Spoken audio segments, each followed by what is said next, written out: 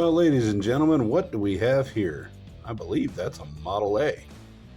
Unless you're watching this at the premiere, you know that this is Clyde from Honest Peyton's Speed Shop. Now, they have a little bit of an advantage over a lot of other folks. I've already had to tear this very model apart at one point to recreate the Model A from American Graffiti. That was not an experience I want to replicate. That said, however, this one should be quite a bit easier than that one. The worst part of this build will probably be not destroying the radiator and the grill. I don't care how skilled you are. If this were 1-to-1 scale, there would probably be some mistakes. Just to lessen the likelihood that I'm going to destroy the grill, I'm going to start chopping the hood out at the firewall. Holy crap, that went way faster than I thought it would. Let's get this tiny little grill and the rest of the body of the car into the goo, and then we'll get started on the frame. Now, initially, I thought that I'd just have to cut out the bottom of the engine compartment. I thought the better of that because I want to give the engine as much room as I can. The more room it has, the bigger and better the engine can be, and thusly more details.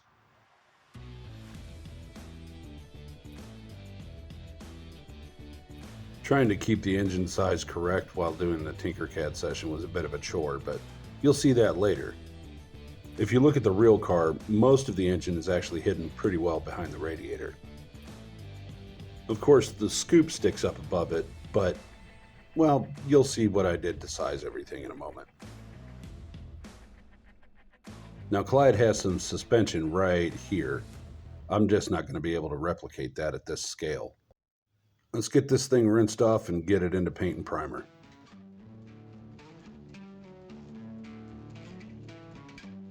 I have to trust my sense of touch to find the radiator. There it is. Okay, now that it's rinsed and cleaned up, let's polish this turd.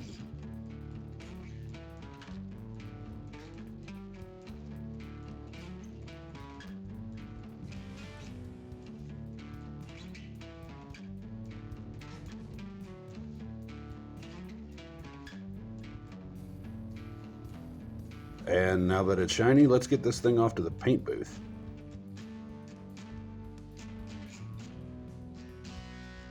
I just so happen to have a decent red paint that'll match theirs pretty well, so this is not rust oxide red, believe it or not. Then I'll head over to Tinkercad and start on the steelies and center caps.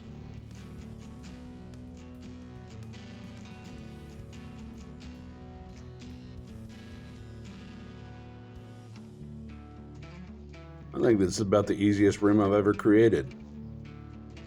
Once they're printed, I'll get them off to the paint booth and paint them a pretty cherry red.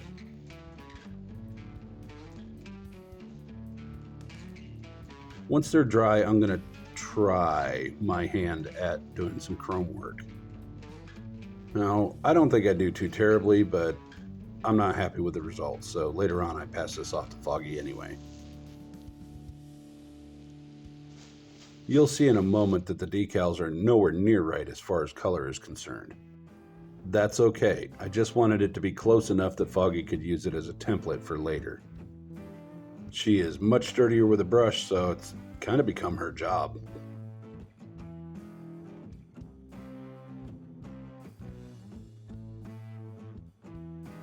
And here's another attempt at some chrome. Thought I'd do the beauty rings, but again, that didn't turn out right, so off to Foggy it'll go.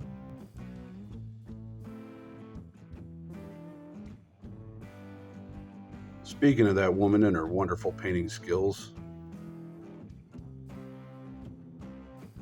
as usual, I don't really have much to say on this. Enjoy the show.